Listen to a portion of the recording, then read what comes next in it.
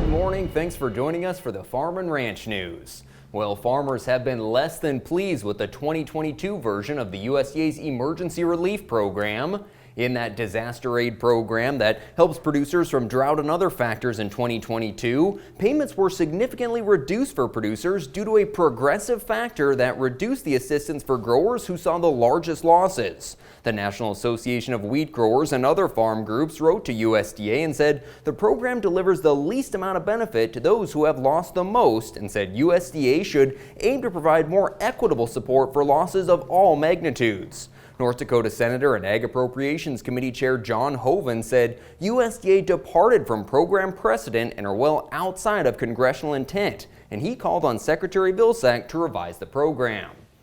Well, while costs are still elevated for farm inputs, some areas have seen a little bit of price relief this year. One of those is in used equipment. Kurt Campbell with Big Iron Auction says that equipment prices are down from a year ago, but still historically high. During the COVID years, we had manufacturer delays, which obviously increased the price of the used equipment in 21 and 22. Now, as the manufacturers have been able to catch up and rebuild that inventory, we're seeing the prices on used equipment soften just a little bit. However, they're still higher than pre-COVID prices. So we do see a little bit of a correction in the market on used equipment, but good quality late model used equipment still is bringing top dollar. Well, thanks for starting your morning with us. We'll see you back here in an hour for the markets. We asked Montana farmer Walt Sales about the challenges of mental health in agriculture. Another drought, there always is. There's always going to be another something. I grew up in a generation of you pulled yourself up by your bootstraps, but it's become evident is what do you do if you can't even find those bootstraps? If you need to talk to somebody, go to beyondtheweather.com for free counseling for Montana ag producers. Welcome back to the Ag Report, everybody. Congressman Matt Rosendale and Ryan Zinke, along with Senator Steve Daines, sent a letter to the U.S. Fish and Wildlife Service asking them to delay a final decision on the endangered species listing of the North American wolverine.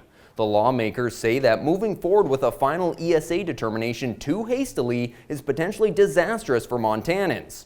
The Fish and Wildlife Service published a rule a year ago requesting data on the range, distribution, and population size of wolverines, but much of that information was omitted from the new rule, recommending the wolverine as an endangered species. Well, larger than expected cattle on feed supplies have weighed on the market for much of this fall, but over the next 2 to 3 years here, we should see cattle supplies tighten, which will give producers more leverage. The cash market has been under pressure, down 2 to 3 on the hoof from 175 to 180, dressed 4 to 5 lower from 278 to 282.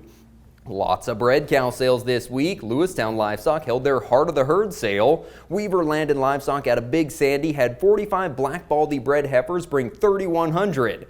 In the sale, bred heifers averaged $24.97. Young to mid-aged cows averaged $23.22.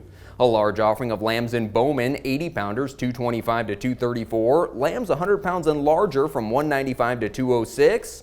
And lackluster demand for U.S. wheat on the export market has hit prices hard this year. Right now, 14 Pro spring wheat bids in Montana averaging $6.70, down more than $2 from last year. 12 Pro winter wheat's averaging $5.50, that's down about 3.5 from a year ago.